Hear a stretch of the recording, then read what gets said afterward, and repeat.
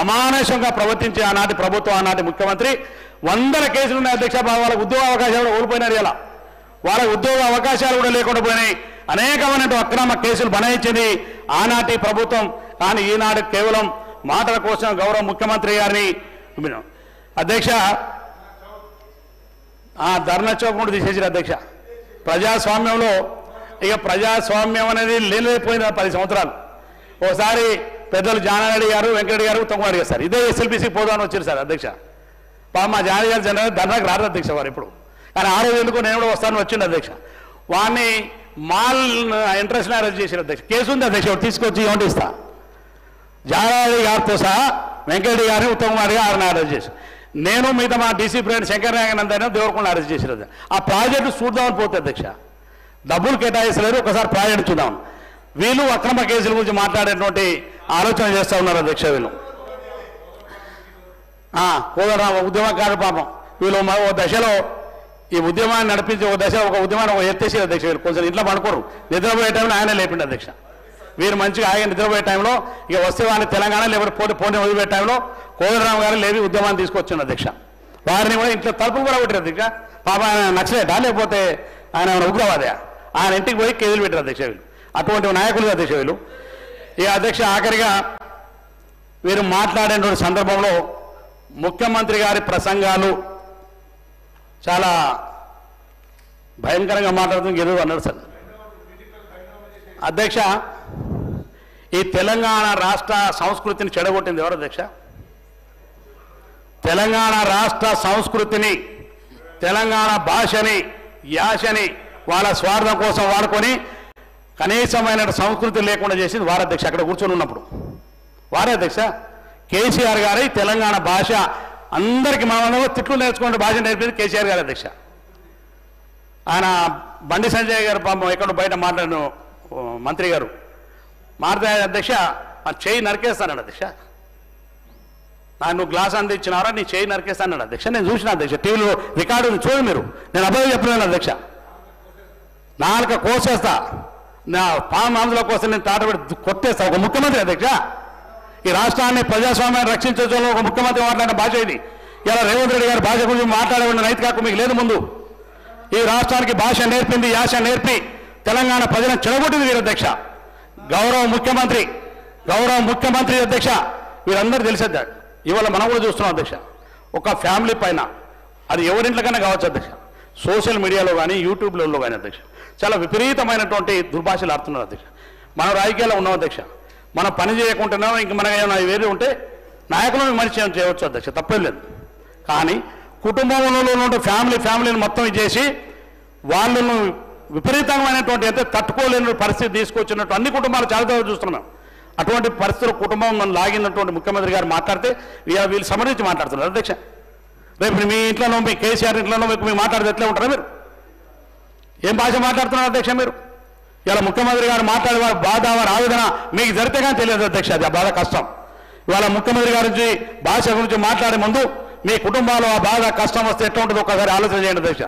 ఈ భాషని, యాసని తెలంగాణ రాష్ట్రాన్ని పూర్తిగా చెడగొట్టి తెలంగాణ రాష్ట్ర ప్రజల్ని ఒక విపరీతమైన ఒక దుర్భాగ్యమైనటువంటి పరిస్థితులు తీసుకుపోయింది ఆనాటి ఉన్నటువంటి ముఖ్యమంత్రి, ఆనాటి ఉన్న పరిపాలకులు అని చెప్పి ఈ సందర్భంగా తెలియజేస్తున్నాను అధ్యక్ష.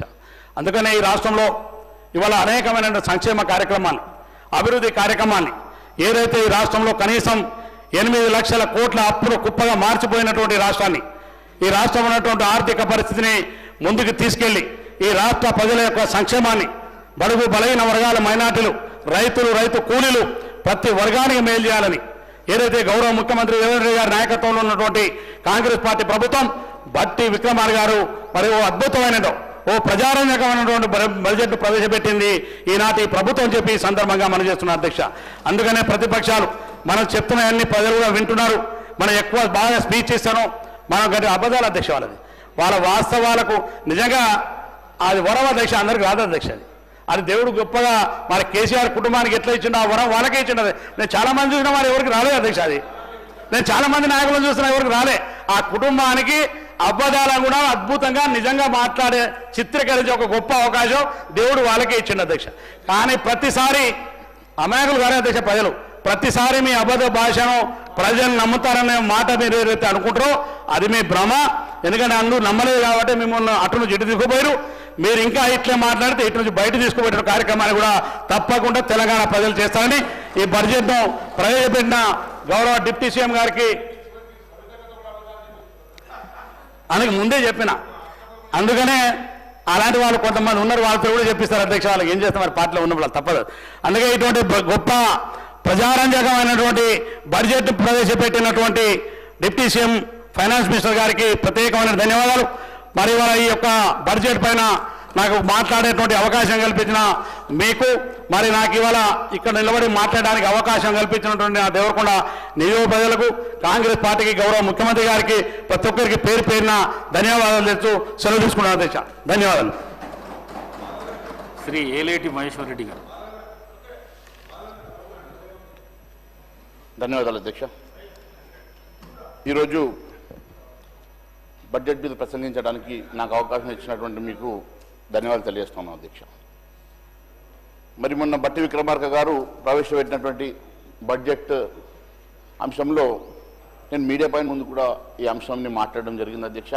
ఇది పూర్తిగా హామీలను పాతరేసే బడ్జెట్గా, ఇచ్చినటువంటి హామీలను ఎగవేత చేసేటువంటి బడ్జెట్గా ఉన్నదని, మరి పూర్తిగా పేదల సంక్షేమాన్ని పాతరేసి తెలంగాణకు మొండి చేయించేటువంటి బడ్జెట్గా ఉన్నదని నేను మొన్న చెప్పడం జరిగింది అధ్యక్ష. మరి వాస్తవానికి ఈ రాష్ట్రంలో తెలంగాణ రాకముందు ఉమ్మడి ఆంధ్రప్రదేశ్లో ఏ రకంగా పరిస్థితి ఉండనో ఒకసారి మీకు తెలుసు అధ్యక్ష. ఎందుకంటే మీరు కూడా 2009లో నాతో పాటు మీరు ఎమ్మెల్యేగా మంత్రిగా పనిచేశారు అధ్యక్ష, మీకు తెలుసు అధ్యక్ష. ఉమ్మడి ఆంధ్రప్రదేశ్ రాష్ట్రంలో అధ్యక్ష జిఎస్డిపి కేవలం 5 లక్షల కోట్లు మాత్రమే ఉండే అధ్యక్ష. కానీ అప్పటి ప్రభుత్వం కేవలం పొదుపుగా 19% మాత్రమే వారు దాని అప్పు తీసుకొచ్చేసి రాష్ట్రంలో ఎన్నో సంక్షేమ కార్యక్రమాలు నడిపించినటువంటి అంశాలు మీకు తెలుసు అధ్యక్ష. కానీ తెలంగాణ రాష్ట్రం కోసం ఒకవైపు ఉద్యమం వస్తే, తెలంగాణ రాష్ట్రం వస్తే బంగారు తెలంగాణ వస్తుంది, బతుకులు బాగుపడతాయని చెప్పేసి ఎంతో ఆశగా తెలంగాణ రాష్ట్రం కోసం ఉద్యమంలో అనేక మంది అన్ని వర్గాల ప్రజలు తెలంగాణ ఉద్యమంలో పాల్గొని తెలంగాణ రాష్ట్రం సాధిస్తే అధ్యక్ష, ఈరోజు తెలంగాణ రాష్ట్రం అంతా అప్పుల కుప్పగా మారి, తెలంగాణ రాష్ట్రం దేనికోసం వచ్చిందంటే కేవలం అప్పుల కుప్పగా మార్చుకోవడానికి తెలంగాణ రాష్ట్రం వచ్చినట్టుగా చాలా స్పష్టమవుతుంది అధ్యక్ష. ఈరోజు గత 10 సంవత్సరాల పాలకుల తప్పిదమా, లేదా గత 10 సంవత్సరాలు గత ప్రభుత్వం చేసిన తప్పిదమా, ఈ రాష్ట్రం పూర్తిగా లక్షల కోట్ల అప్పు చేసేసి ఈరోజు జిఎస్డిపి దాదాపు 16 లక్షల కోట్ల రూపాయలు జిఎస్డిపి పెరిగినప్పటికీ వారు పెరిగినటువంటి జిఎస్డిపి మీద దాదాపు 50% అప్పు తీసుకొచ్చేటువంటి దుస్థితి ఈ రాష్ట్రంకి వచ్చిందంటే, మరి ఈ రాష్ట్రం ఏ దిశలో పయనించి ఈ రాష్ట్రం ఏ రకంగా మరి పూర్తిగా ఆర్థికంగా సంక్షోభంలో కూరుకుపోయిందో అర్థమవుతా ఉంది అధ్యక్ష. మరి గొప్పలకు పోయి గత ప్రభుత్వం ఎన్నో తప్పిదాలు చేసి ఉండొచ్చు, గొప్పలకు పోయేసి ఎన్నో తప్పుడు కార్యక్రమాల్ని ప్రవేశపెట్టిండొచ్చు.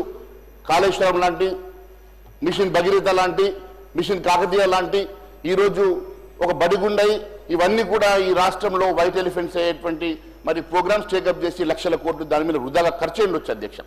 కానీ ఏదేమైనా వారు చేసినటువంటి లక్షల కోట్ల అప్పు వల్ల ఈ రాష్ట్రం పూర్తిగా అప్పుల పాలైనప్పటికీ ఇది తెలిసి రేవంత్ రెడ్డి గారు కూడా ఇంకా నేనేదో చేస్తాను, ఈ రాష్ట్రాన్ని పూర్తిగా నేను మరి ఒక తోలో పెడతానని చెప్పేసి వారు ఎన్నో మరి ఎన్నికల ముందు ఇచ్చినటువంటి హామీలు ఒకసారి గుర్తు చేసుకుంటే అధ్యక్ష, ఆ రోజు ఎంతో మంది అడిగింది అధ్యక్ష, నిపుణులు అడిగినారు, మరి నీకు రాష్ట్ర పరిస్థితి తెలిసినప్పటికీ కూడా నువ్వు ఇన్ని హామీలు ఎట్లా ఇస్తావు, 6 గ్యారెంటీలు ఎట్లా ఇస్తావు, ఈ రకంగా 420 హామీలు ఏ రకంగా ఇస్తావని చెప్పి అడిగితే, గత ప్రభుత్వ పాలకులు చేసినటువంటి అనేకమైనటువంటి అవినీతుల్లో లక్షల కోట్ల రూపాయల కుంభకోణాలు ఉన్నాయి, అవన్నీ కక్కించి వాటితోటే తెలంగాణ రాష్ట్రంలో 6 గ్యారెంటీలని అమలు చేస్తామని చెప్పిన ముఖ్యమంత్రి గారు ఈ రోజు మరి ఎక్కడ కూడా ప్రస్తావన చేయడం లేదు అధ్యక్ష.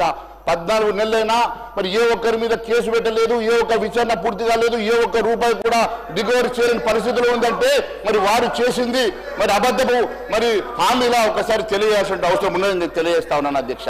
మరి వాస్తవంగా వాస్తవంగా కుంభకోణాలు జరిగినాయా, వాస్తవంగానే మరి అవన్నీ కూడా మీరు చెప్పినటువంటి ఆరోపణలన్నీ కూడా వాస్తవాలా, ఒకవేళ వాస్తవాలు అయితే దేనికోసం అని చెప్పి దాని మీద ఎంక్వైరీ జరుగుతలేవు, దేనికోసం అని చెప్పి వాటి మీద సిబిఐకి మీరు ఎంక్వైరీ కోసం ఎందుకు ఇవ్వడం లేదు, అవన్నీ ఎప్పటికి రికవరీ చేస్తారు, ఎప్పటి లోపల ఈ రాష్ట్రంలో మీరు చెప్పినట్టుగా లక్షల కోట్ల రూపాయలు రికవరీ చేసి మీరు ఎప్పటి లోపల ఈ రాష్ట్రంలో మీరు ఇచ్చిన హామీ నెరవేరుస్తారని అడుగుతా ఉన్నాను అధ్యక్ష. మంత్రి గారి ప్రసంగం మొదటి పేరాలోనే వాస్తవ విరుద్ధంగా ఉంది అధ్యక్ష. ప్రజా ప్రయోజనాలంటే పథకాల ఎత్తివేతనే నా అధ్యక్ష అని అడుగుతా ఉన్నాం అధ్యక్ష.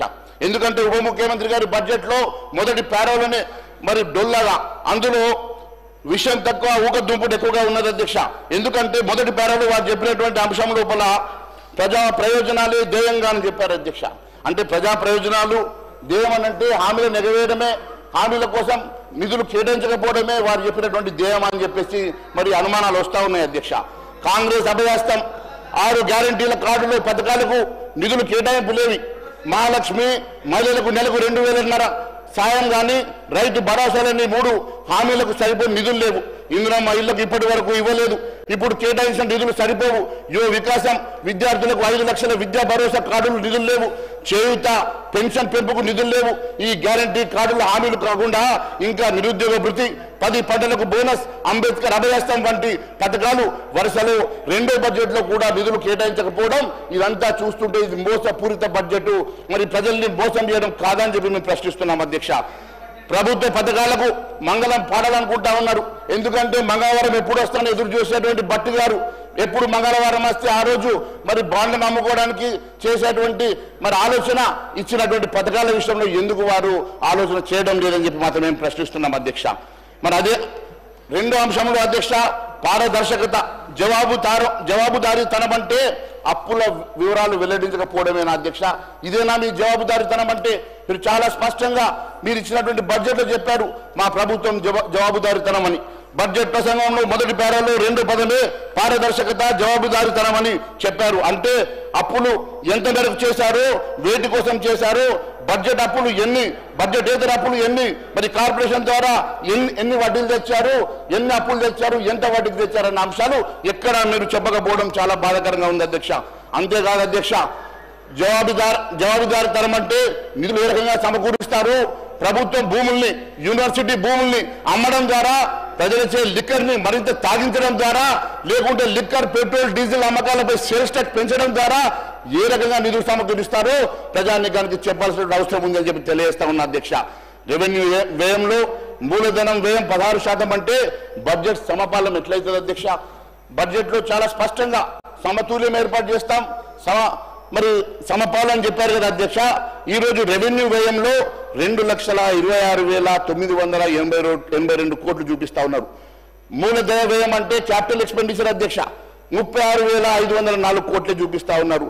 అంటే కనీసం మొత్తం బడ్జెట్ లో 12% అయితే మూలధనం మీరు చెప్పినటువంటి రెవెన్యూ ఎక్స్పెండిచర్ లో ఇది 16%. మరి 16% కూడా మీరు కేటాయించకుండా సమతుల్యం అంటా ఉన్నారు. ఏ రకంగా సమతుల్యం అవుతుందో మీరు ప్రజానీకానికి చెప్పాల్సిన అవసరం ఉంది అధ్యక్ష. ఈ సభకు కూడా చెప్పాల్సిన అవసరం ఉంది అధ్యక్ష. అరకొర ప్రణాళిక వ్యయాన్ని కేటాయింపులు చేసి సంక్షేమంలో సమతుల్యం అని చెప్పి, సమానంగా అభివృద్ధి అని చెప్పి మీరు తప్పుడు మరి రకంగా ఈరోజు పేర్కొనడం చాలా బాధాకరంగా ఉంది అధ్యక్ష. కేవలం ఇది అబద్ధాల బడ్జెట్ గా, అన్ని అబద్ధాలతో నింపినటువంటి బడ్జెట్ గానే ఈ ప్రసంగం పూర్తిగా నడిచింది తప్ప ఎక్కడ కూడా సమతుల్యం లేదు అధ్యక్ష అని చెప్పి నేను తెలియజేస్తా ఉన్నాను అధ్యక్ష.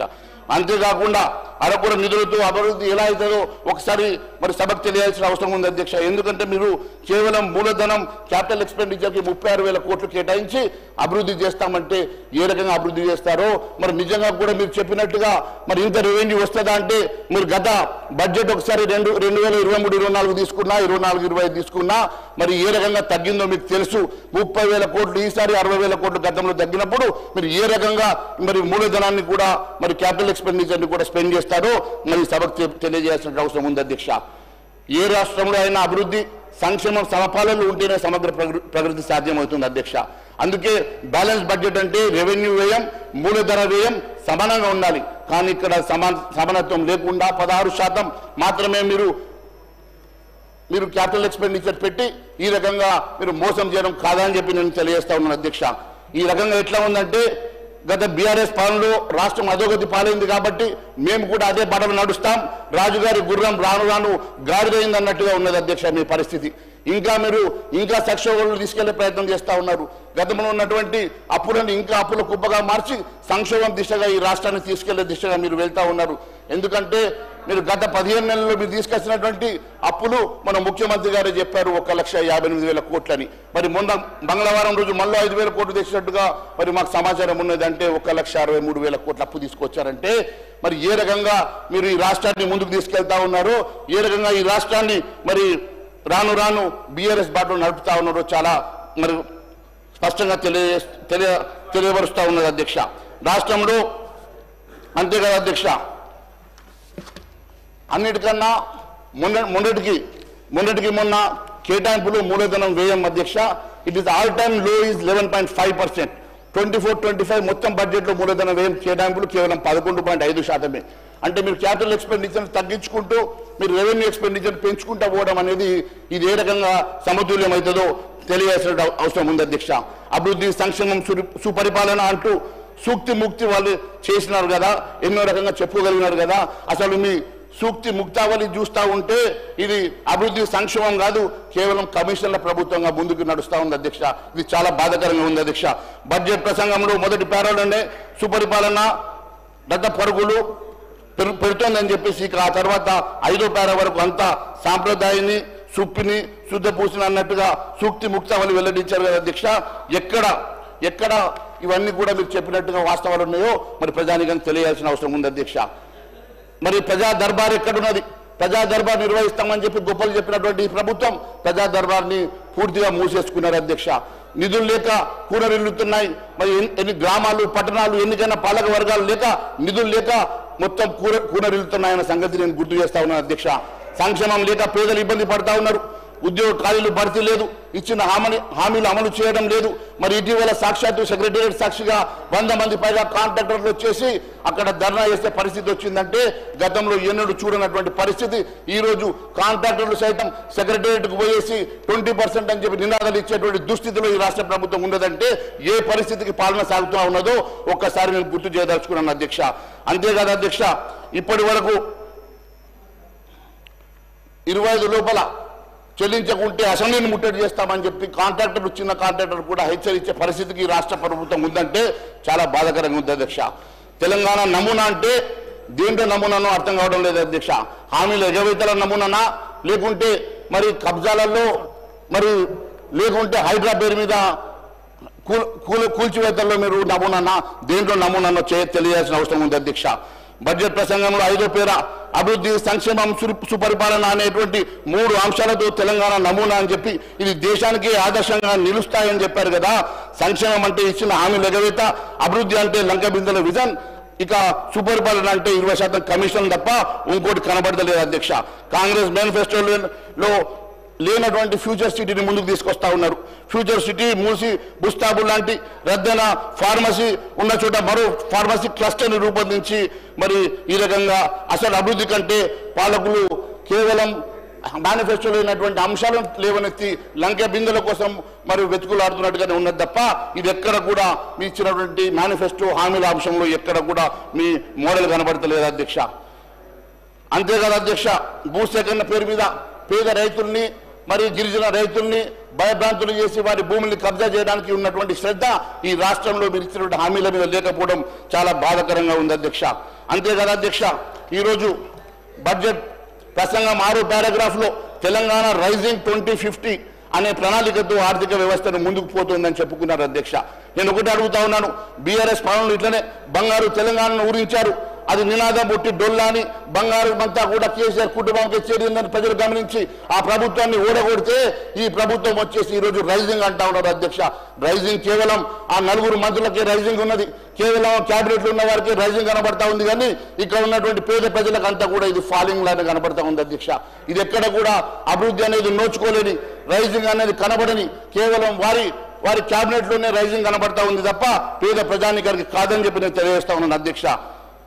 అంతేకాదు అధ్యక్ష, 15 నెలల్లో 1,63,000 కోట్ల అప్పు చేసి ఏ రకంగా రైజింగ్ అని చెప్పేసి మీరు చెప్పుకుంటున్నారో అది తెలియజేసినటువంటి అవసరం ఉంది అధ్యక్ష. ఏ రకంగా మంగళవారం వస్తే ఎక్కడ ఆర్బీఐ ద్వారా బాండ్ల రూపంలో ప్రభుత్వం 5,000 కోట్లు అప్పు చేయాలన్న ఆలోచన తప్ప వీళ్ళు కేవలం ఎప్పుడు మంగళవారం వస్తుందని మంగళవారం కోసం వేచి చూడేసేటువంటి ప్రభుత్వం ఏ రకంగా రైజింగ్ అవుతుందో ఒక్కసారి తెలియజేయాల్సిన అవసరం ఉందని చెప్పి తెలియజేస్తా ఉన్నాం అధ్యక్ష. అంతేకాదు అధ్యక్ష, ఈరోజు కాంగ్రెస్ సర్కార్ రోజుకి 1,715 కోట్ల అప్పు చేస్తుంది అధ్యక్ష. తలసరి అప్పు 2,27 లక్షల రూపాయలు అధ్యక్ష. మీడియా కథనాలు బట్టి ప్రస్తుత తెలంగాణ అప్పు 8,06,00,000 కోట్లు పైగా ఉంది. కాంగ్రెస్ అధికారంలోకి వచ్చి నేటికి 470 రోజులు అంటే రోజుకి 1,715 కోట్ల అప్పు చేసింది ఈ సర్కార్. గంటకు 71 కోట్ల పైగా, నిమిషానికి ₹1 కోటి పైగా అప్పు చేస్తుంది ఈ ప్రభుత్వం అని చెప్పి తెలియజేస్తా ఉన్నాను అధ్యక్ష. కాంగ్రెస్ సర్కార్ తాజాగా నిర్వహించిన కులగణ సర్వేలో రాష్ట్ర జనాభా 3,54,00,000 తేలింది. రాష్ట్రంలో ఉన్న అప్పు 8,06,00,000 అంటే మరి ఒక్కొక్క మనిషికి 2,27,000 రూపాయల మరి అప్పుగా కనబడతా ఉంది అధ్యక్ష. అంతేకాదు అధ్యక్ష, ఇది తెలంగాణ ఏ రకంగా రైజింగ్ అవుతుందో మరి ఉప ముఖ్యమంత్రి గారు చెప్పాలని చెప్పి మేము కోరుతా ఉన్నాం అధ్యక్ష. యూపీ హయాంలో కన్నా ఎన్డీఏ హయాంలో ఆర్థిక సంఘం నిధులు పెరిగినాయన్న సంగతి కూడా మరి ఒకసారి వారు చెప్పుంటే బాగుండేది అధ్యక్ష. ఎందుకంటే బడ్జెట్ ప్రసంగం పేరా 21 నుంచి 23 వరకు కేంద్ర పన్నుల పంపిణీ విధానం రాష్ట్ర ప్రభుత్వం కేంద్రానికి కొన్ని సూచనలు చేసింది. మరి యూపీ హయాంలో రాష్ట్రాలకు కేంద్ర పన్నులు 32% మాత్రమే ఉండేది అధ్యక్ష. అప్పుడు మన్మోహన్ సింగ్ గారి ప్రభుత్వంలో మరి అప్పటి ముఖ్యమంత్రులు 2%, 3% పెంచమని అడిగితే కూడా ఎన్నడూ పెంచినటువంటి యూపీఏ ప్రభుత్వం కానీ నరేంద్ర మోడీ గారు వచ్చిన తర్వాత మరి 10% పెంచి 42%కి మరి చేసిన సంగతి నేను గుర్తు చేస్తా ఉన్నాను అధ్యక్ష.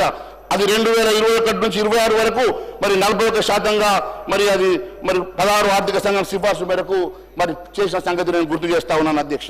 దాదాపు 9-10% మరి ఈ ఫండ్ను పెంచిన తర్వాత కూడా డివోషనల్ ఫండ్స్ ఇచ్చిన తర్వాత కూడా ఈ రాష్ట్ర ప్రభుత్వం ఇంకా మరి కేంద్ర ప్రభుత్వాన్ని దేశించడం ఇది మంచి పద్ధతి కాదు అని చెప్పి తెలియజేస్తా ఉన్నాను అధ్యక్ష. అంతేకాదు అధ్యక్ష, ఈరోజు తెలంగాణ జిఎస్డిపిని పెంచి చూపించే ప్రయత్నం కేవలం 71,000 కోట్ల అప్పులు తీసుకురావడానికి మాత్రమే కనబడతా ఉంది తప్ప నిజంగా ఎక్కడ కూడా ఆ పెరుగుదల కంటికి కనబడతలేదు అధ్యక్ష. ఈరోజు మీరు ఒక్కసారి చూసినట్లయితే మొన్న చెప్పినట్టుగా మేము సాధించామని చెప్పుకున్నారు సికింద్రాబాద్ కంటోన్మెంట్లోని రక్షణ శాఖ భూములు రాష్ట్రానికి ఇవ్వమని. గత ప్రభుత్వంలో యూపీఏ ప్రభుత్వం అడిగితే ఇవ్వని భూములు కూడా మరి మీరు అడిగితే ఈరోజు నరేంద్ర మోడీ గారి ప్రభుత్వం ఇచ్చిన సంగతి మీరు దాన్ని కూడా అప్రిషియేట్ చేస్తే బాగుండేదని చెప్పి తెలియజేస్తాను అధ్యక్ష. మరి ఈరోజు రక్షణ శాఖ భూముల్ని రాష్ట్ర ప్రభుత్వానికి బదలాయించి గత 10 ఏళ్ల కాలంలో 10 లక్షల కోట్ల మేరకు తెలంగాణకు కేంద్రం నిధులు కేటాయించిన సంగతి కూడా మీరు అప్రిషియేట్ చేస్తే బాగుంటుంది అధ్యక్ష. కాంగ్రెస్ అభయహస్తం ఇప్పుడు శూన్యాస్తంగా, కపటాస్తంగా, కుటిలాస్తంగా, భస్మాసుర హస్తంగా మారిందని బడ్జెట్లో ప్రసంగంలో పేర 24 నుంచి 30 వరకు అభయహస్తం పేరుతో పలు సంక్షేమ పథకాలు అమలు చేస్తున్నట్టుగా గోపాల్ చెప్పారు కదా అధ్యక్ష. మరి 6 గ్యారెంటీలకు చట్టబద్ధత కల్పిస్తారని 15 నెలల క్రితం 2023 డిసెంబర్ 17న సభకు ఇచ్చినటువంటి మాటను మరి ముఖ్యమంత్రి గారు ఎందుకు తప్పుతున్నారో మరి సభకు తెలియాల్సిన అవసరం ఉంది అధ్యక్ష. కాంగ్రెస్ మేనిఫెస్టోలోని అభయహస్తం పేరుతో 6 గ్యారెంటీల కార్డును ప్రధాన హామీగా ఇచ్చింది కదా అధ్యక్ష. అలాంటి హామీలకే నిధులు కేటాయించకపోవడం చాలా బాధాకరంగా ఉంది అధ్యక్ష. మరి సీఎం రేవంత్ రెడ్డి గారు ఇదే సభలో 23 డిసెంబర్ 17న అభయహస్తం గ్యారెంటీలకు చట్టబద్ధత కల్పిస్తానని చెప్పి 15 నెలలు దాటినా ఇప్పటి వరకు ఆ ఊసే లేకపోవడం బాధాకరంగా ఉంది అధ్యక్ష. కాంగ్రెస్ గెలిపించినటువంటి 6 గ్యారెంటీలను విస్మరించడం ఇది మోసం కాదా అధ్యక్ష అని చెప్పి మేము అడుగుతా ఉన్నాం అధ్యక్ష. ఎందుకంటే కాంగ్రెస్ నమ్మి ఓటేస్తే ఈరోజు నమ్మి నానబోస్తే బుచ్చి బూరలైనట్టుగా ఈ సామెత గుర్తుకొస్తా ఉంది అధ్యక్ష. అధికారిని కట్టబెట్టిన హామీలు తుంగలో తొక్కడమే మార్పంటే ఇదే నా అధ్యక్ష. మీరు మార్పంటే ప్రజలు మార్పు వస్తుందని చెప్పేసి ఈరోజు ఓటేసి గెలిపిస్తే ఈరోజు పూర్తిగా ప్రజల్ని విస్మరించి కేవలం మరి అప్పుల పాలు చేయడానికి మాత్రమే పనిచేస్తున్నట్టుగా ఉన్నారు అధ్యక్ష. తెలంగాణ ప్రజలు కోరుకుంటున్నటువంటి మార్పు సాకారం చేస్తామని అధికారంకి వచ్చిన తర్వాత పూర్తిగా ప్రజల్ని అసంతృప్తి పాలు చేయడం ఇదేనా మార్పు అంటే అని అడుగుతా ఉన్నాం అధ్యక్ష. అభయహస్తానికి చట్టబద్ధత కల్పించలే. మరి బిల్లును ఎప్పుడు సభలో పెడతారో మరి తెలియాల్సిన అవసరం ఉంది అధ్యక్ష. కాంగ్రెస్ను ఆదుకున్న మహాలక్ష్మి బడ్జెట్లో మొండి చేయని అధ్యక్ష. కాంగ్రెస్ మేనిఫెస్టోలో అభయహస్తం హామీలలో 6 గ్యారెంటీలు మొదటిది మహాలక్ష్మి పథకం అధ్యక్ష. ఇందులోని మొదటి హామీ మహిళలకు ప్రతి నెల 2,500 రూపాయలు ఆర్థిక సాయం చేస్తామని మరి వరుసగా 2 బడ్జెట్లో కూడా ఈ స్కీమ్కి ₹1 కూడా కేటాయించకపోవడం చాలా బాధాకరంగా ఉంది అధ్యక్ష. అలాంటి మహిళలకు అభయహస్తం ఇవ్వాలని కాంగ్రెస్ ఇప్పుడు మోసం చేస్తూ మళ్ళీ మొండి చేయడం చాలా బాధాకరంగా ఉంది అధ్యక్ష. రైతు భరోసాకు పథకానికి 18,000 కోట్లు, రైతు భరోసా గ్యారెంటీలో 3 హామీలకు ఈ నిధులు ఎట్లా సరిపోతాయో తెలియాలి అధ్యక్ష. ఎందుకంటే ఒకవైపు రైతు భరోసా ఇవ్వాల్సిన అవసరం ఉంది అధ్యక్ష, మరోవైపు రైతు కూలీలకు అదే మాదిరిగా కౌలు రైతులకు కూడా ఇస్తామని చెప్పినటువంటి హామీలు నెరవేర్చాలంటే దాదాపు 49,500 కోట్ల రూపాయలు అవసరం, 42,000 కోట్ల రూపాయలు అవసరం పడుతుంది అధ్యక్ష. ఎందుకంటే రైతు భరోసా పథకానికి మరి 15,000 కోట్ల రూపాయలు కావాలి. రైతు భరోసా పథకానికి మరి పంట పెట్టుబడి సాయానికి అదే మాదిరిగా రైతు కూలీలకు 12,600 కోట్లు, ఈ రకంగా మొత్తము మరి 42,000 కోట్ల రూపాయలు అవసరమైతే మీరు ఇచ్చింది కేవలం 18,000 కోట్ల రూపాయలు మాత్రమే అధ్యక్ష. అంటే ఈసారి కూడా మీరు రైతు కూలీలకు మోసం చేసినట్టే, కౌలు రైతుకు మోసం చేసినట్టుగా చాలా స్పష్టమైతే ఉంది అధ్యక్ష. ఎక్కడ కూడా మరి బోనస్కి ఇవ్వాల్సినటువంటి నిధుల విషయంలో ఎక్కడ మీరు చెప్పకపోవడం చాలా బాధాకరంగా ఉంది అధ్యక్ష. క్వింటాల్కి 10 పంటలకు మీరు బోనస్ ఇస్తామని చెప్పి ఇప్పటి వరకు కూడా కేవలం సన్న ఓట్లకు మాత్రమే బోనస్ అని చెప్పి మరి రైతుల్ని మోసం చేసిన మాట వాస్తవం కాదని తెలియజేస్తా ఉన్నాను అధ్యక్ష. అంతేకాదు అధ్యక్ష, ఇంద్రమ్మ ఇండ్ల విషయంలో కూడా నిధులు కాంగ్రెస్ మేనిఫెస్టోలో అభయహస్తం హామీల్లో 4 గ్యారెంటీల్లో ఇంద్రమ్మ ఇల్లు కూడా అధ్యక్ష. ఈ పథకం కింద ప్రతి అసెంబ్లీ సెగ్మెంట్లో 3,500 ఇల్లు కట్టిస్తామని చెప్పారు. గత బడ్జెట్లో కూడా ఈ అంశాన్ని చెప్పారు, ఇప్పటివరకు ఎక్కడ కూడా ఒక ఇల్లు కట్టలేదు అధ్యక్ష. మళ్ళీ ఈ బడ్జెట్లో కూడా మళ్ళీ 3,500 ప్రతి నియోజకవర్గానికి 3,500 ఇల్లు కట్టిస్తామని చెప్పి ఇప్పటి వరకు కూడా అంశం ఎక్కడ ఊసే లేదంటే, అంటే గత బడ్జెట్లో ఈ బడ్జెట్లో కలిపి మీరు దాదాపు 7,000 ఇల్లు ప్రతి నియోజకవర్గం కట్టియాల్సినటువంటి మీరు మరి ఈ 7,000 ఇల్లు కట్టించే ఆలోచన చేస్తున్నారా, లేకుంటే మళ్ళీ ఒకసారి మరి అక్కడ పేద ప్రజానీకాన్ని మోసం చేసే ప్రయత్నం చేస్తా ఉన్నారా, ఒకసారి తెలియాల్సినటువంటి అవసరం ఉంది అధ్యక్ష. ఎందుకంటే ఇప్పటి వరకు ఏ ఒక్క కుటుంబానికి పేద కుటుంబానికి మీరు ఇంద్రమ్మ ఇల్లు ఇవ్వలేదు, ఇస్తామని చెప్పేసి ఆశ మాత్రమే పెడతా ఉన్నారు, పెద్ద అడ్వర్టైజ్మెంట్ వేసుకుంటా ఉన్నారు తప్ప ఎక్కడ కూడా ఏ ఒక్క పేద కుటుంబానికి మీరు ఇచ్చేటువంటి దాఖలా కనపడతలేదు అధ్యక్ష. బీఆర్ఎస్ డబుల్ బెడ్రూమ్ ఇల్లు తరిగానే కాంగ్రెస్ ఇంద్రమ్మ ఇల్లు కూడా కనపడతా ఉన్నాయి అధ్యక్ష. రేవంత్ సర్కార్ తీరు చూస్తూ ఉంటే ఇంద్రమ్మ ఇళ్ల పథకం విషయంలో కేసీఆర్ ప్రభుత్వ బాటలు నడుస్తున్నట్టుగా ఉంది అధ్యక్ష. కేసీఆర్ గారు గతంలో ఈ రకంగానే డబుల్ బెడ్రూమ్ ఇళ్లను ఊరించి మరి అన్ని ప్రజానీకాన్ని మోసం చేసి ఎక్కడ కూడా డబుల్ బెడ్రూమ్ అల్లుడస్తే ఎక్కడ ఉంటాడని చెప్పి రకరకాల యాసలో మాట్లాడినట్టు మరి అప్పటి ముఖ్యమంత్రి గారు వారి బాటల్ని ఇప్పటి ముఖ్యమంత్రి కూడా నడుస్తున్నట్టు కనబడతా ఉంది అధ్యక్ష. ఇదంతా చూస్తూ ఉంటే కాంగ్రెస్ అభయహస్తం కాస్త ఇప్పుడు పేదలకు కుటిలాస్తంగా మారింది. చేయూతకు దక్కని నిధుల పెంపు, కాంగ్రెస్ మేనిఫెస్టోలో అభయహస్తం హామీల్లో 6 గ్యారెంటీల అధ్యక్ష. చేయూత పథకం గత ప్రభుత్వం ఆసరా పేరుతో అమలు చేసేటువంటి సామాజిక పెన్షన్ల విషయంలో కూడా మరి మోసం చేసినట్టుగా కనబడతా ఉంది అధ్యక్ష. 2,000 చొప్పున పెన్షన్ ఇస్తే కాంగ్రెస్ పార్టీ ఆ పెన్షన్ ని మొత్తం 4,000కు పెంచుతామని అభయహస్తం 6 గ్యారెంటీల్లో భాగంగా హామీ ఇచ్చింది కదా అధ్యక్ష. మరి ఇప్పటి వరకు ఆ 2,000 4,000 పెన్షన్ బారలేదు అధ్యక్ష. కొత్త పెన్షన్లు ఎక్కడ కూడా ఆలోచన చేయడం లేదు అధ్యక్ష. ఉన్న పెన్షన్ను పెంచుతామని చెప్పి 2,000 4,000 చేస్తామని చెప్పి కూడా ఎక్కడ కూడా మొదలు పెట్టకపోవడం చూస్తూ ఉంటే, ఇప్పటి బడ్జెట్లో కూడా కేటాయించకపోవడం చూస్తూ ఉంటే మరొక్కసారి అన్ని వర్గాల మరి పెన్షనర్లను ముఖ్యంగా వృద్ధాప్య పెన్షన్లు కానివ్వండి, లేకుంటే మరి వితంత పెన్షన్లు కానివ్వండి, వారికి పెంచుతామన్నటువంటి వికలాంగులకు కానివ్వండి, వారికి పెంచుతామన్నటువంటి పెన్షన్లు మరి ఎక్కడ కూడా బడ్జెట్ కేటాయించకపోవడం, కొత్త పెన్షన్ల విషయంలో ఇక్కడ ఆలోచన చేయకపోవడం చాలా బాధాకరంగా ఉంది అధ్యక్ష. ఆరోగ్యశ్రీ పరిమితి పెంచారు కానీ ఆరోగ్యశ్రీ ఎక్కడ కూడా మరి గతంలో ఆరోగ్యశ్రీ నెట్వర్క్ ఆసుపత్రులకు ఇవ్వాల్సినటువంటి పెండింగ్ బకాయిలు చెల్లించకపోవడంతో మొన్న జనవరిలో 10 రోజుల పాటు ఆరోగ్యశ్రీ సేవల్ని వాళ్ళు నిలిపేస్తే కొన్ని వేల మంది మరి ఆ రోజు పేషెంట్స్ అందరూ కూడా ఇబ్బందులు పడ్డ సంగతి నేను గుర్తు చేస్తా ఉన్నాను అధ్యక్ష. ప్రైవేటు ఆసుపత్రుల్లో ఆరోగ్య స్కీమ్ కింద అడ్మిట్ చేసుకోకపోవడంతో పేద ప్రజలు చాలా మంది ఇబ్బంది పడ్డ ఆస్తులు అమ్ముకునే పరిస్థితి మనం కళ్ళారా చూసాం అధ్యక్ష. ఈ రకంగా బకాయిలు చెల్లించకుండా కూడా మీరు అన్ని వర్గాల ప్రజానీకాన్ని మరి బాధపెడుతున్న సంగతి నేను గుర్తు చేస్తా ఉన్నాను అధ్యక్ష. అంతేకాదు అధ్యక్ష, బడ్జెట్ ప్రసంగం పేరా 31 నుంచి 38 వరకు వ్యవసాయ రంగంలో వివిధ అంశాలపై ప్రభుత్వం దృష్టి పెట్టినట్టు చెప్పుకుంది. రైతుల రుణమాఫీ చేసినట్టుగా మరి కలలు కంటా ఉన్నారు తప్ప కేవలం ఇప్పటి వరకు ఇంకా 40% మందికి ఇప్పటి వరకు అది పూర్తిగా రుణమాఫీ జరగలేదన్న సంగతి వారికి తెలుసు అధ్యక్ష. ఎందుకంటే వారి వ్యవసాయ శాఖ మంత్రి గారు ప్రకటన చేశారు అధ్యక్ష, ఇంకా 10,000 కోట్లు అవసరం పడుతుందని చెప్పేసి. మొదటిసారి మరి ఆ రోజు ఎస్ఎల్బిసి మీటింగ్లో మరి ఆ రోజు వాళ్ళు చెప్పింది 49,500 కోట్లు కావాలని. దాని తర్వాత లేదు 42,000 కోట్లు సరిపోతుందని స్వయం ముఖ్యమంత్రి గారు చెప్పారు. దాన్ని 26 కోట్లు అన్నారు. ఇప్పుడు 20,000 కోట్లు ఇచ్చి చేదులుపుకొని 20,000 కోట్ల రూపాయలతో ఏ రకంగా మరి పూర్తిగా రుణమాఫీ జరిగిందో వారు చెప్పాలి అధ్యక్ష. మరి వెళ్దామంటే ఎక్కడికి వెళ్దామో చెప్పమనండి. వారు చెప్పిన చోటుకే వెళ్దాం, మరి అక్కడనే తెలుసుకుందాం, రైతులందరినీ పిలిచి అడుగుదాం ఎంతమంది రైతులకు రుణమాఫీ జరిగింది, ఇంకా ఎంతమందికి రుణమాఫీ జరగలేదో తెలుసుకుందాం అధ్యక్ష. కేవలం మాటల గారెడితోటి ఈరోజు మీరు ప్రసంగంలో మీరు కేవలం చోటు చేసుకున్నటువంటి ప్రయత్నం చేస్తూ ఉన్నారు తప్ప ఎక్కడ కూడా మీరు ఇచ్చినటువంటి హామీలు నెరవేర్చలేదు అధ్యక్ష. ఇచ్చిన రుణమాఫీ అంశంలో కూడా దేవుళ్ళ మీద ఒట్లు పెట్టి ఒకవైపు దేవుళ్ళను మోసం చేసి ప్రజల మీద అందరినీ మోసం చేసి రైతుల్ని మోసం చేసి ఈరోజు మీరు చెప్పినట్టుగా ఎక్కడ కూడా రుణమాఫీ జరగకపోవడం చాలా బాధాకరంగా ఉంది అధ్యక్ష. అంతేకాదు అధ్యక్ష, ఈరోజు మరి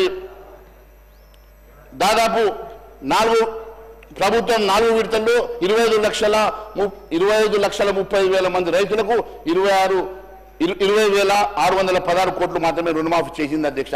ఈ లెక్కన ఇంకా 16.65 లక్షల మంది రైతులకు గాను 10,384 కోట్ల రూపాయలు రుణమాఫీ చేయాల్సి ఉందని చెప్పి స్వయాన మంత్రి గారు చెప్పడం, 1,00,000 మంది రైతులకు మరి 1,000 కోట్ల రూపాయలు పెండింగ్ ఉండగా రుణమాఫీ పూర్తయినట్టుగా ఎలా అవుతుందో ఒకసారి సభకు తెలియాల్సిన అవసరం ఉంది అధ్యక్ష. అంతేకాదు అధ్యక్ష, రైతులకు మాఫీ చేసిన మొత్తం 29,000 కోట్లు మేరకు కోత విధించినటువంటి కటింగ్ మాస్టర్గా మరి మీరు చరిత్రలో మిగిలిపోతారు అధ్యక్ష. గత టర్మ్లో 1,00,000 లోపు రుణమాఫీ చేస్తేనే 19,000 కోట్లు అయితే ఈరోజు 2 లక్షల రుణమాఫీ కేవలం 20,000 కోట్లలో ఏ రకంగా అయిందో మీరే ఒకసారి ఆలోచన చేయాల్సిందిగా మేము తెలియజేస్తా ఉన్నాం అధ్యక్ష. అదే మాదిరిగా ఖరీఫ్ సీజన్లో రైతు భరోసా ఎగ్గొట్టి అవే నిధుల్ని మళ్లించి రుణమాఫీ చేసినామని చెప్పి చెప్తా ఉన్నారు కదా అధ్యక్ష. మరి గత ఖరీఫ్ కానీ దాని తర్వాత వచ్చినటువంటి రబీ కానీ మరి అంతకుముందు మీరు ఇస్తామన్నటువంటి మరి అడిషనల్గా మీరు ఇస్తామని 5,000 రూపాయలు అవన్నీ తీసుకుంటే మరి అవన్నీ లెక్క కట్టి ప్రతి ఎకరాకి మీరు రైతులకు ఇస్తారా ఒకసారి సభకు తెలియజేయాలి. దానికోసం ఎన్ని నిధులు కేటాయించారో ఒకసారి సభకు తెలియజేయాలి అధ్యక్ష. ఈ రకంగా కేవలం మాటల గారడి చేసేటువంటి ఈ బడ్జెట్లు కనబడతా ఉంది కానీ ఎక్కడ కూడా మీరు ఇస్తామన్నటువంటి ఎక్కడ కూడా మీరు మేనిఫెస్టోలో పెట్టినటువంటి అంశాలను ఎక్కడ కూడా మీరు మాట్లాడకపోవడం చాలా బాధాకరంగా ఉంది అధ్యక్ష. ఇదంతా కూడా కేవలం రైతన్నలను మోసం చేసే బడ్జెట్ గానే ఉందని చెప్పి తెలియజేస్తా ఉన్నాను అధ్యక్ష. అంతేకాదు అధ్యక్ష, సీఎం రేవంత్ రెడ్డి గారు లోక్సభ ఎన్నికల సందర్భంగా ఏప్రిల్ 21 భువనగిరి ప్రాంతంలో జరిగిన ప్రచార సభలో 50,000 కోట్లతోటి భూసి ప్రక్షాళన చేపడతామని చెప్పారు. ఆ తర్వాత జూన్ 14న కార్యక్రమంలో పాల్గొన్నప్పుడు జూబలి కృష్ణారావు గారు మాట్లాడుతూ 71,000 కోట్లతో భూసిని ప్రక్షాళన చేస్తామన్నారు.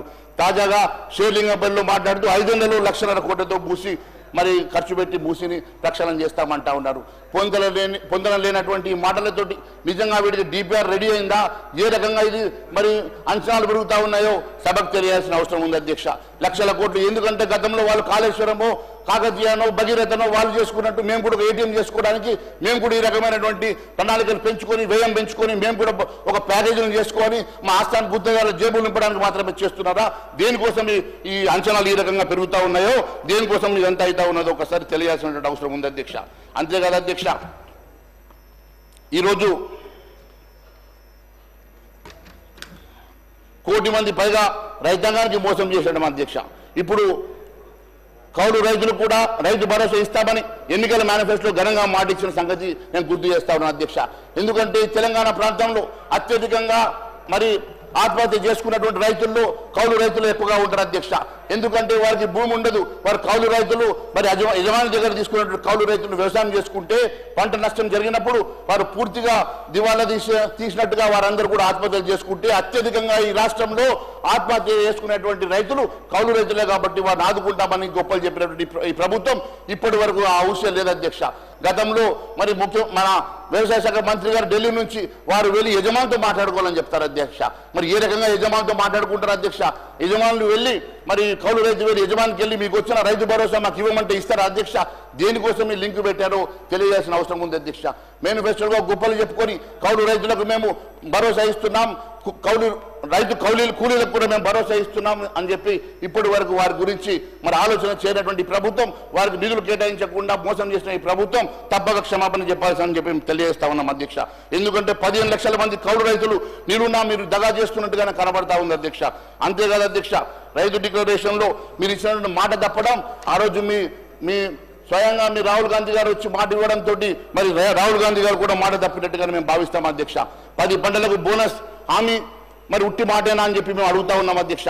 10 పంటలకు బోనస్ ఇస్తామని చెప్పి కేవలం ఈరోజు వరి సన్నాలకు మాత్రమే బోనస్ ఇస్తామని చెప్పడం, మరి గతంలో మీరు ఇచ్చినటువంటి దొడ్డు బియ్యానికి కానీ, గతంలో మీరు చెప్పినటువంటి మరి జొన్నలకు కానీ మక్కలకు కానీ మరి మీరు ఇస్తున్నటువంటి పత్తికి కానీ మీరు ఇచ్చినటువంటి అనేకమైనటువంటి కందులకు కానీ మీరు ఇచ్చినటువంటి అనేకమైనటువంటి 10 పంటలకు మీరు బోనస్ అని చెప్పి వాటి కోసం ఈరోజు నిధులు కేటాయించకపోవడం ఇది చాలా బాధాకరం అధ్యక్ష. మీరు నిధులు కేటాయించడంలో మీరు చిన్న చూపు చూడడం కాక రైతుల్ని పూర్తిగా మోసం చేయడం కాదని చెప్పి మేము అడుగుతా ఉన్నాం అధ్యక్ష.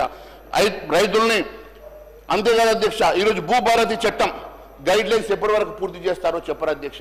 ఎందుకంటే గతంలో మేము ఈ భూభారతి మీద మాట్లాడినప్పుడు మరి స్వయంగా మంత్రి శ్రీనివాస్ రెడ్డి గారు లేచి దీనికి మరి ఆ రోజు ఫోరెన్సిక్ ఆడిట్ చేస్తామని చెప్పారు అధ్యక్ష.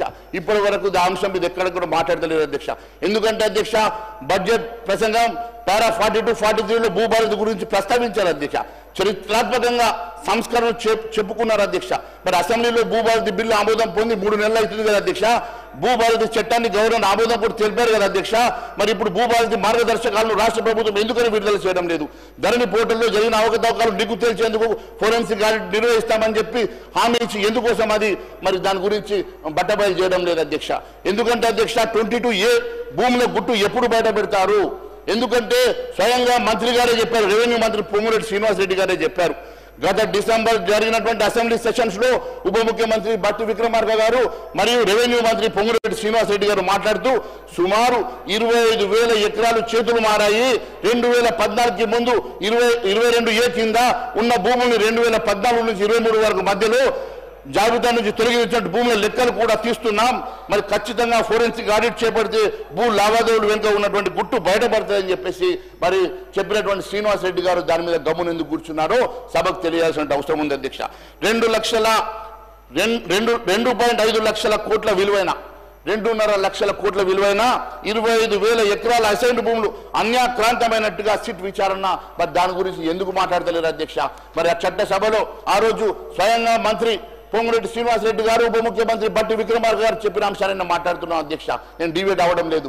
22Aలో మీరు చెప్పినటువంటి 25,000 ఎకరాల భూమి అన్యాక్రాంతమైనటువంటి అసైన్డ్ భూమి గురించి మాట్లాడుతున్నాను అధ్యక్ష. అది కాక ఫారెస్ట్ భూముల సంగతి ఏంది? అది కాకుండా అనేకమైనటువంటి మరి కొన్ని లక్షల కోట్ల రూపాయలు విలువైనటువంటి భూముల సంగతి కూడా అడుగుతా ఉన్నాను అధ్యక్ష. లక్షల కోట్ల రూపాయలు విలువైనటువంటి భూములు అన్యాక్రాంతమై మరి అవన్నీ కూడా ధరలో మీరు మటుమాయం చేసింది గత ప్రభుత్వం. లక్షల కోట్లు దోచుకున్నారు. ఆ భూమి అంతా కూడా దోచుకున్నటువంటి సొమ్ముని మరి కక్కిస్తారు, వాటితోటి 6 గ్యారెంటీలు పూర్తి చేస్తామని చెప్పిన ముఖ్యమంత్రి గారు ఇప్పటి వరకు ధరణిలో జరిగినటువంటి మరి ఆ మిస్అప్రాపరేషన్ ఎందుకు బయట పెడతలేరో తెలియజేయాల్సిన అవసరం ఉంది అధ్యక్ష. తెలంగాణ ప్రత్యేక రాష్ట్రంలో ఏర్పాటైన తర్వాత అధ్యక్ష, తెలంగాణ రాష్ట్రం ప్రత్యేకంగా ఏర్పాటైన తర్వాత 2014 నుంచి 23 వరకు జరిగినటువంటి భూ లావాదేవీలు సుమారు 25,000 అసైన్డ్ భూముల అన్యాక్రాంతమైనట్లు మంత్రి తెలిపారు కదా. ఇబ్రహీంపట్నంలోనే 10,000 ఎకరాలు అన్యాక్రాంతమని చెప్పారు కదా. మరి అక్కడ ఉన్నటువంటి ఒక ఎకరానికి 10 కోట్ల రూపాయలు విలువ అని చెప్పారు కదా. ఇవన్నీ భూముల సంగతి మరి ఎప్పుడు లోపల ఇవన్నీ కూడా మరి నిగ్గు తేలుస్తారో తెలియాల్సిన అవసరం ఉంది అధ్యక్ష. ఎందుకంటే సిట్ ప్రత్యేక దర్యాప్తు బృందం ఏర్పాటు చేయాలని ప్రభుత్వం భావిస్తున్నట్లు మీడియాలో లీకులు వచ్చాయి. మరి ఏమైంది? తెలియక ఏం జరిగింది?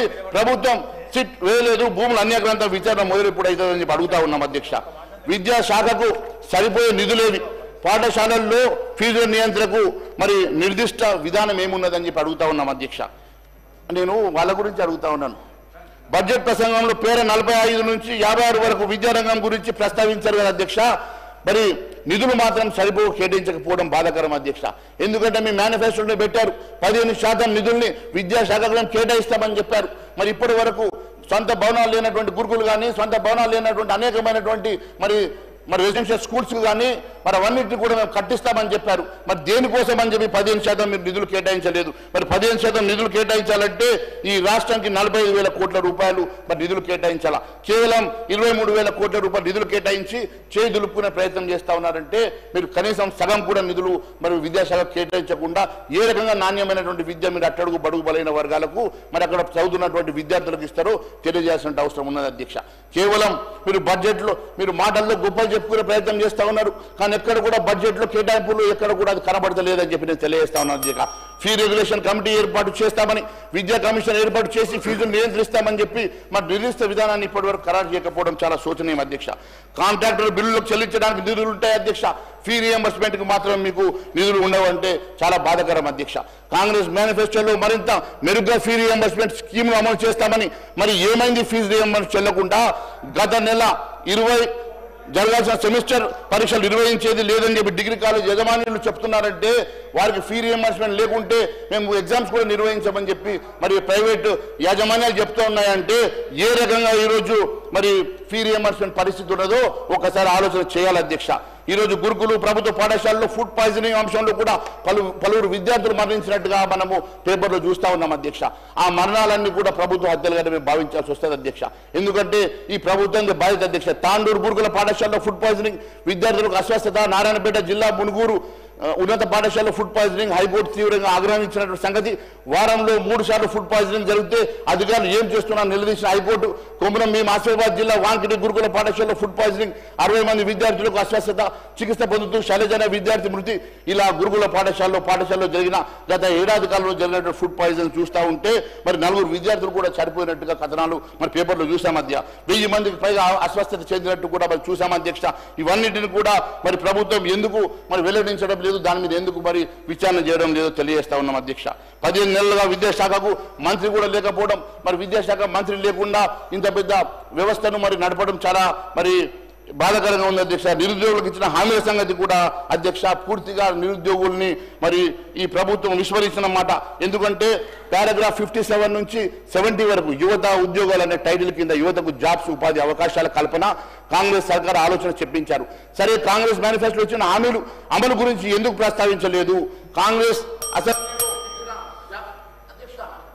35 minutes అయినాయి.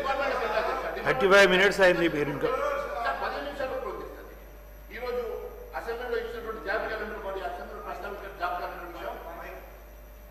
15 minutes సార్. మరి బడ్జెట్ ప్రసంగంలో అసెంబ్లీలో ఇచ్చినటువంటి కాంగ్రెస్ అధికారంలో వచ్చి మొదటి ఏడాదిలోనే 2 లక్షల ఉద్యోగాలు ఇస్తామన్న సంగతి కానీ, మరి పోస్టు భర్తీ చేస్తామన్నటువంటి అంశాలు కానీ లాఠీచార్జ్ చేసినటువంటి సర్కార్ అధ్యక్ష. ఇది 4000 భృతి ఏమైందని చెప్పి అడుగుతా ఉన్నాం అధ్యక్ష. మరి 4000 నిరుద్యోగులకు 4000 రూపాయలు భృతి ఇస్తామని చెప్పి మోసం చేసిన సంగతి కూడా మేము అడుగుతా ఉన్నాం అధ్యక్ష. అంతేకాదు అధ్యక్ష, యూత్ డిక్లరేషన్ కింద 7 జోన్లు ఎంప్లాయ్మెంట్ ఎక్స్చేంజ్ ఏర్పాటు చేస్తామని, ప్రతి జిల్లాలో స్కిల్ డెవలప్మెంట్ ఏర్పాట్లు చేస్తామని, నిరుద్యోగులకు ఉపాధి అవకాశాలు కల్పిస్తామని, మరి ఈ హామీలన్నీ ఏమని అని చెప్పేసి నేను గౌరవ ముఖ్యమంత్రి గారిని అడుగుతా ఉన్నాను అధ్యక్ష. నిరుద్యోగ యువతకి స్వయం ఉపాధి కింద 10 లక్షల వడ్డీ లేని రుణాలు ఇస్తామని యూత్ డిక్లరేషన్ హామీ ఇచ్చారు కదా. ఇప్పుడు మరి అది కేవలం 4 లక్షల ఆర్థిక సాయం అందిన రాజీవ్ యువశక్తి వికాసం అని పేరు చెప్తా ఉన్నారు. అది ఎంతమందికి మీరు ఇవ్వగలుగుతారు? 35 లక్షల మంది నిరుద్యోగ యువత ఉంటే మరి 10 లక్షలతో ఇస్తామని చెప్పినటువంటి ఈ ప్రభుత్వం ఎందుకు విస్మరించిందో చెప్పాలని మేము అడుగుతా ఉన్నాం అధ్యక్ష. అమరుల కుటుంబాలకు నెలకు 25,000 గౌరవం పెన్షన్ ఇస్తామన్నారు. వారి కుటుంబాల్లో ఒకరికి ఉద్యోగం ఇస్తామన్నారు. ఈ హామీలన్నీ ఏమన్నాయో ఒకసారి ప్రభుత్వం నేను గుర్తు చేయదలుచుకున్నాను అధ్యక్ష. బడ్జెట్లో పెన్షన్ స్కీమ్ చేయూత కింద మరి కేటాయించింది 14,861 కోట్ల నిధులు మాత్రమే అధ్యక్ష. వృద్ధాప్య పెన్షన్ 2,000 నుంచి 4,000 పెంచుతామని ప్రకటించి, అలాగే 4,000 ఉన్నటువంటి దివ్యాంగులకు 6,000 రూపాయలు పెంచుతామని చెప్పిన కాంగ్రెస్ అభయాస్త మేనిఫెస్టోలో మరి 29 హామీగా ఉంది కదా అధ్యక్ష. 100 రోజుల్లో పూర్తి చేస్తామని చెప్పి మరి కేవలం 14,861 కోట్లు కేటాయిస్తే ఈ నిధులు ఏ రకంగా సరిపోతాయి? కొత్త పెన్షన్ ఏ రకంగా ఇస్తారు? ఉన్నవారికి ఏ రకంగా 4,000 మరి 2,000 4,000 4,000 6,000 పెంచుతారు? మరి దీంట్లో మరి ఉప ముఖ్యమంత్రి గారు దీనికి జవాబు చెప్తే బాగుంటుందని మేము అడుగుతా ఉన్నాం అధ్యక్ష. ఏపీలో సాధ్యమైనటువంటి మరి పెన్షన్ల పెంపు తెలంగాణలో ఎందుకు సాధ్యమవుతలేదని అడుగుతా ఉన్నాం అధ్యక్ష.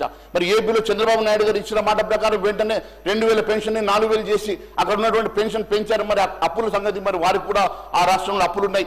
కానీ వారు అప్పులు ఉన్న తర్వాత కూడా ఇచ్చిన హామీల మేరకు పెన్షన్ పెంచారు. కానీ ఇక్కడ మాత్రం అప్పుల పేరు చెప్పేసి పెన్షన్లను పెంచకుండా ఎందుకు ఆపుతా ఉన్నారో మరి ఒకసారి మరి సభకు తెలియాల్సిన అవసరం ఉంది అధ్యక్ష.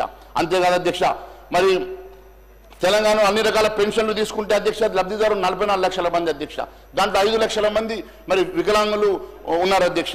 వారు కాకుండా బీడీ కార్మికులు, మహిళలు, ఒంటరి మహిళలు, వితంతులు, వృద్ధులు, మరి HIV బోధకాలు బాధితులు, డయాలసిస్ రోగులు వీళ్ళందరినీ కలుపుకుంటే మరి వారందరికీ కొత్తగా వచ్చినటువంటి 5 లక్షల కొత్త మరి అప్లికేషన్లను కూడా తీసుకుంటే మీరు ఇచ్చినటువంటి మరి బడ్జెట్ అలొకేషన్ ఏ రకంగా సరిపోతుందో మరి సభకు వివరణ ఇవ్వాల్సినటువంటి అవసరం ఉంది అధ్యక్ష. అంతేకాదు అధ్యక్ష, మరి కాంగ్రెస్ సర్కారు స్థానిక ఎన్నికలు నిర్వహించడం లేదు అధ్యక్ష. మరి ఈరోజు మరి అక్కడ రిప్రజెంటేషన్ లేకుంటే మరి ఏడాది కాలంలో స్పెషల్ ఆఫీసర్ల పాలనలో ప్రజాస్వామ్య స్ఫూర్తికి విరుద్ధం కాదని చెప్పి అడుగుతా ఉన్నాం అధ్యక్ష. ఎప్పుడు లోపల మీరు ఎన్నికలు చేస్తారు? మరి పంచాయతీ ఎన్నికలు నిర్వహించకుండా తాత్పర్యం చేస్తూ కాంగ్రెస్ పార్టీ తమది ప్రజాపాలన చెప్పుకుంటే ఏ రకంగా ప్రజాపాలన అవుతుందో మరి తెలియాల్సిన అవసరం ఉంది అధ్యక్ష.